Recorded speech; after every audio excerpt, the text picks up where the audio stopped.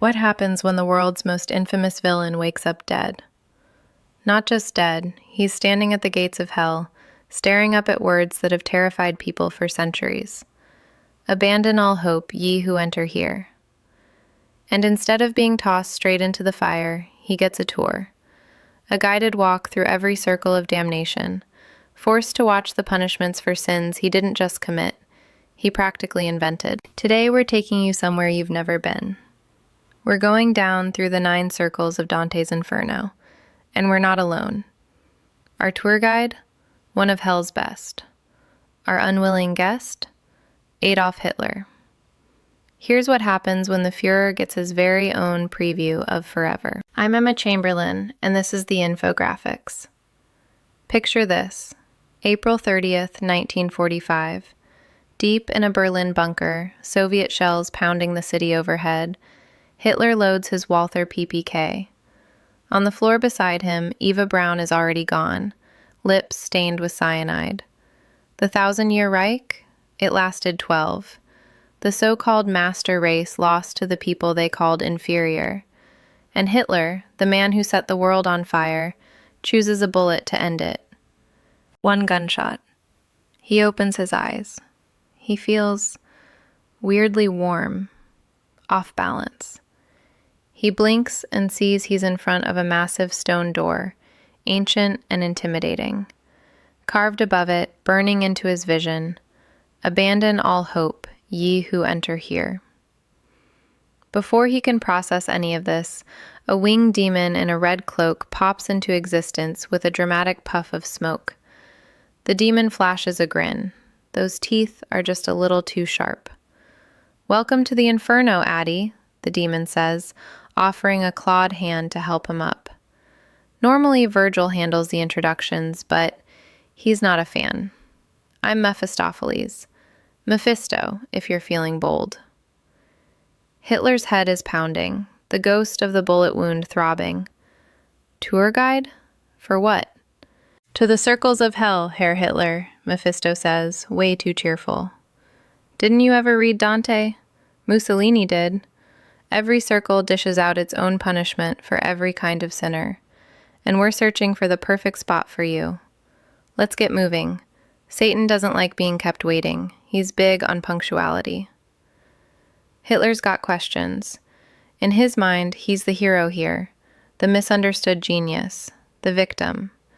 Never mind his troops wore black, put skulls on everything, and ran factories that killed on an industrial scale. But here's the thing about Dante's hell, and Hitler doesn't get this yet. It's for the unrepentant. If you regret your crimes, if you're truly sorry and try to make it right, you wind up in purgatory. You can work off your sins. Maybe, eventually, you get to heaven. But Hitler? He doesn't regret starting a genocidal war. He only regrets losing it. That changes everything. Mephisto snaps his fingers. The world blurs and shifts. Suddenly, they're in a lush green field under a gray, sunless sky.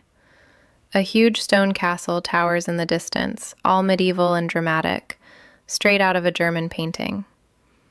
The first circle, Mephisto says. Limbo. Hitler stares. This doesn't look like hell. It actually seems kind of nice. Inside the castle, he spots a strange crowd. Babies and children cry in beautiful cribs, somehow knowing they're missing something vital. Ancient tribespeople gather in quiet groups, speaking languages nobody's heard for centuries. Greek and Roman thinkers stroll the halls, deep in conversation about philosophy and politics. For a true history buff, this would be heaven. To meet legends from the past, listen to their wisdom. But Hitler never cared about history unless he could rewrite it in his own image. The punishment here, Mephisto explains, isn't pain or fire. It's just being cut off from God's love. Limbo's for the unbaptized, the virtuous pagans. Good people, just not good enough or not lucky enough to make it upstairs. Hitler scowls. So why am I here, demon? I was baptized in 1904. Exactly, Mephisto's grin widens. You were baptized, but you're not virtuous. So you don't belong here. I just wanted you to see it. Why? Mephisto's playful tone vanishes for a second. Because there are parts of hell that are gentler than what you put innocent people through, Adolf. Remember that when you see what's next. Another flash, another dizzying lurch, and now they're someplace else entirely. The second circle is pure nightmare. It's a cavern so dark even the rocks look like they're stabbing into nothingness, up and down forever. And the wind, God, that wind. It never stops. It howls and shrieks and picks Hitler up like he's nothing, flinging him through the air again and again. He spins, crashes into rocks, tumbles helplessly.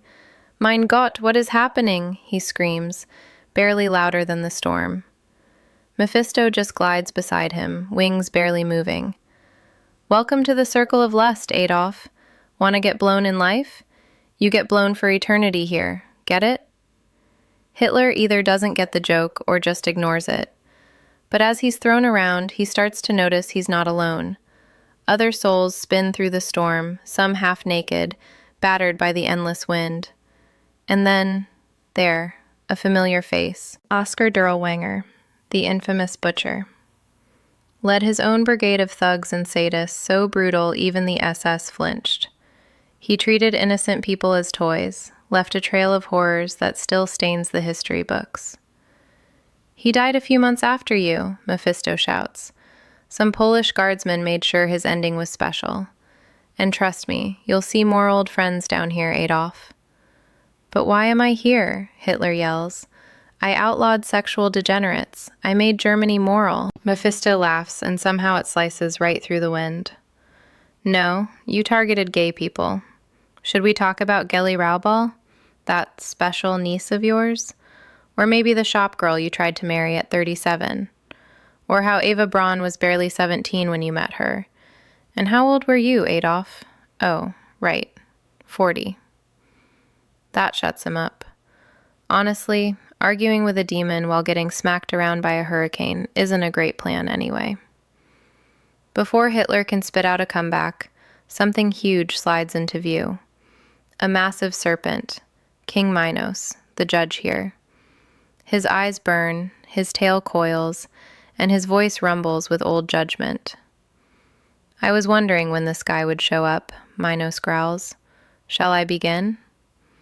But Mephisto just waves him off. He's not done showing things yet. Suddenly, snap, the wind is gone. But the new place is somehow worse. The third circle is pure misery. Cold like knives, slicing through everything. Hitler stands knee-deep in filthy, reeking mud, bodies writhing everywhere. Freezing rain pours in sheets, soaking him, drowning him in cold and filth. The circle of gluttony, Mephisto announces. Suits you, Adolf. I've seen your files. When you weren't popping more meth than a whole city, you could eat 2 pounds of chocolate in a day. Sugar in your wine if it wasn't sweet enough. Tell me, is that not gluttony? It's a sin to eat chocolate now? Hitler asks, teeth chattering. It is when you start a war and 25 million people starve to death. Hitler looks down, faces press against his legs, faces he knows. SS officers who ate like kings in their warm offices while prisoners starved right outside. Soldiers who shot desperate civilians for scraps of bread. Officers who went home to hot dinners after a day of murder. Far off, something monstrous moves through the mud. Cerberus, the 3-headed hound, tears into sinners with all 3 mouths. But here, getting eaten just means more pain, over and over. Mephisto isn't finished. The fourth circle unfolds, a wasteland where desperate souls stagger under bags of money chained around their necks.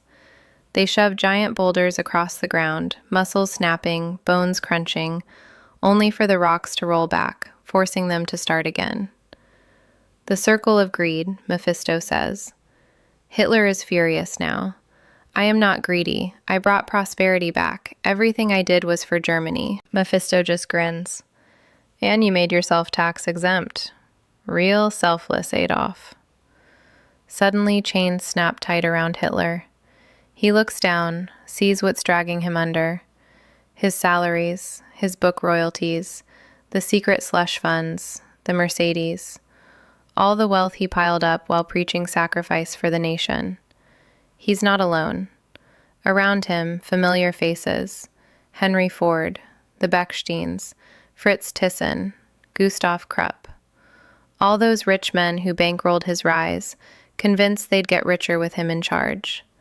And here they are, stuck, forever, paying for that choice. Hitler's practically shaking with rage now. How dare this demon mock him after everything he's accomplished? "Listen to me, you vile creature," he spits, voice trembling. "I'm a tactical genius, the greatest leader the world's ever seen." Mephisto actually rolls his eyes. "Calm down, Adolf. Getting angry isn't going to help." "Well, maybe it'll help you where we're heading next." The fifth circle. Welcome to the river Styx. But forget those old stories about a quiet crossing. This place is a miserable swamp, the water thick and foul. And Hitler? He's instantly fighting for his life, splashing and clawing because the water's packed with other souls. All of them, every single one, brimming with pure, unfiltered rage. This is the circle of anger. Wrath, if you want the official name. People who lived angry, who let wrath take over, they're trapped here, locked in endless, furious combat. And under the surface, the sullen ones, resentful, bitter, are forced to drown, never able to come up for air. Now, Hitler is no athlete. He's 56, and he's never been much for physical struggle. The other souls are pounding him, fueled by time and all the anger in the world. He screams for Mephisto, who's just relaxing in a wooden boat, rowed by a dead soul, looking like he's enjoying a day at the lake. "This is what you built for yourself, Adolf," Mephisto shouts back. "You turned people's pain into a weapon. You took the anger of Germany and whipped it into a frenzy with your scapegoating. You gave the orders. Now you pay the price." Then Hitler starts recognizing faces in the water. The crowds from his rallies, the brown shirts, the soldiers who marched off to war, buying into all his lies. Their rage, he once used it, twisted it, but now it's all aimed straight at him. Up above, the Furies dive and shriek. In the thick water, Medusa slides by, freezing souls to stone just long enough for them to sink and drown before they pull themselves together and do it all over again. And right when it looks like the monsters are closing in, Mephisto snaps his fingers. Suddenly, they're in the sixth circle, Heresy. Now, Hitler's trapped in a blazing tomb, his skin blistering and bubbling. He's completely aware, can't escape the pain. Outside, other heretics walk across burning sand while fire pours from the sky. Mephisto floats above his tomb, clearly enjoying the show as Hitler screams. "Your religious beliefs have always been a trip, Adolf," Mephisto says. "You said you were Christian to get power. You'd claim anything if it gave you an advantage. But the only altar you ever worshipped at was the altar of Adolf Hitler." Hitler doesn't have a comeback. Being on fire pretty much ruins his ability to argue. This is the circle of heresy, punishment for those who betrayed their beliefs. Popes are here. Bishops who use their positions for power, not service. False teachers. Hitler fits right in. He tricked an entire nation, convinced them he had all the answers. But Mephisto isn't finished. Not even close. Now it's on to the seventh circle, violence. It's a busy place, so it's split into 3 rings. And Hitler? He gets the full tour. First up, violence against others. He's tossed straight into a boiling river of blood.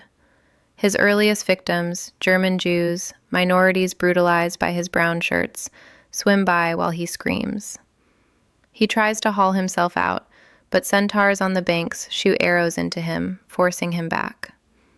Second ring, violence against self. Hitler's suicide lands him here.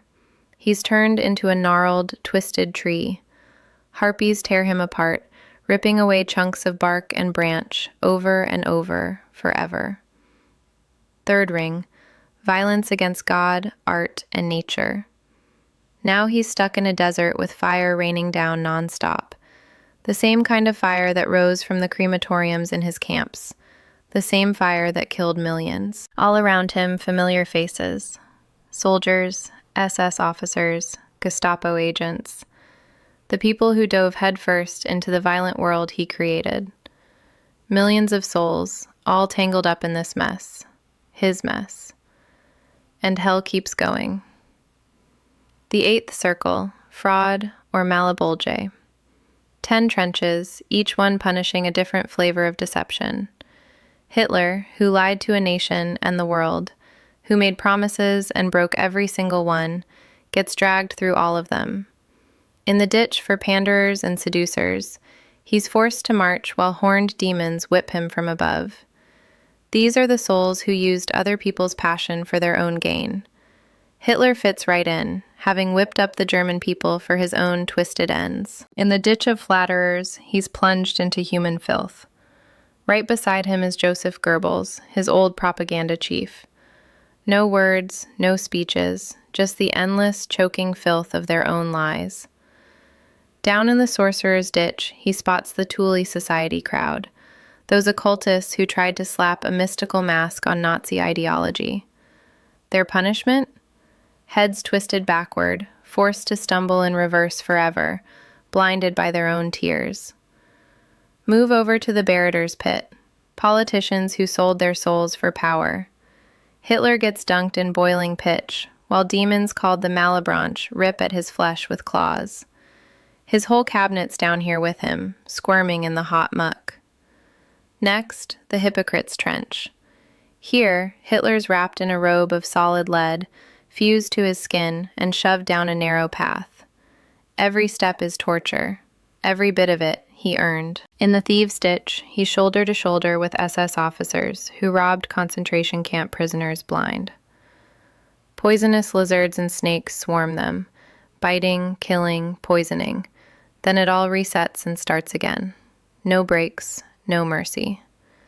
And for the sowers of discord, well, starting a world war definitely qualifies.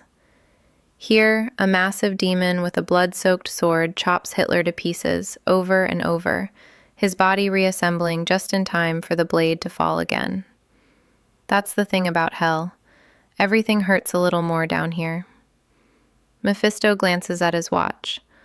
All right, Adolf, we can't hang around all eternity. Well, not just yet. One more circle, then you meet the big boss. The ninth circle, treachery. It's nothing like the others. No flames, no rivers of blood, just endless ice under a black sky, stretching as far as you can see. Souls frozen in, bodies jutting out, battered by a wind that never stops. Hitler gets shoved into the ice. The cold locks him in place. Right next to him, he sees a familiar face. Heinrich Himmler, the SS chief who ran the Holocaust like a business. Himmler, Hitler spits. Why put me here with this traitor? Mephisto bursts out laughing. Look who's talking. You want to talk betrayal? Should I call up Ernst Röhm and all those SA leaders you had killed in the Night of the Long Knives? Wonder what they'd say about loyalty. Hitler loses it, screaming, cursing, so furious that for a second, Mephisto actually wonders if pure rage could melt the ice. But it can't. Nothing can. Time for the grand finale, Mephisto says. One last snap, and suddenly, Hitler stands before Satan. The Lord of Hell towers above, leathery wings spread wide, 3 faces chewing on 3 writhing bodies. 6 cold eyes glare down at Hitler with disgust, and you can feel the air itself sizzle. For your judgment, O Dark Lord, Mephisto says, bowing. Adolf Hitler. I've shown him the options. Where do we stick him? Satan pauses, thinking it over. For the first time ever, Hitler's actually shaking in his boots. Well, Satan rumbles, voice grinding like tectonic plates. So many circles fit. But for someone as unique as you, why not send you through all of them, again and again? After all, variety's the spice of death. And that's how it goes. Hitler's eternity, an endless tour of hell. Every single punishment, every victim, every sin, Limbo's empty chill, lust's howling winds, gluttony's freezing sludge, greed's crushing stones, anger's endless fights, heresy's burning graves, violence's rivers of boiling blood and showers of fire, fraud's lashes and filth, treachery's icy grip, all of it on repeat forever. But here's the part Dante understood best. Hell isn't just punishment, it's presence. It's being forced to see, every second, the faces of the people you hurt. To know, deep down, with no escape, that you did this, that nobody else is to blame for all that pain. For Hitler, that's the real torture. Not the fire, not the monsters. It's the truth, pressed into every moment, every memory, with no way to deny or forget. The victims he can't outrun. The reality he tried to bury, now staring him down for all of time. Because in the end, hell isn't other people. Hell is yourself, reflected forever in the eyes of everyone you destroyed. Thanks for sticking with us on the infographics. If this story made you think or feel or just see justice in a new way, hit that like button. It helps the channel and lets us know you want more deep dives like this one. Don't forget to subscribe and ring the bell so you don't miss what's coming next. We've got more journeys into history's darkest corners, philosophy's toughest questions, and the weird places where they meet. We want to know what you think. Does Dante's version of hell actually seem fair to you? Should the punishment always match the crime? Or does the idea of eternal torment just feel wrong no matter what? Let us know in the comments. We read every single one, and honestly, your feedback helps shape what we make next. And if you know someone who's into history, philosophy, or just really, really can't stand Hitler, send this video their way. They'll get a kick out of it. That's it for today. I'm Emma Chamberlain, and you've been watching the infographics. Stay curious, keep questioning, and seriously, try not to give Satan any reason to remember your name. Catch you next time.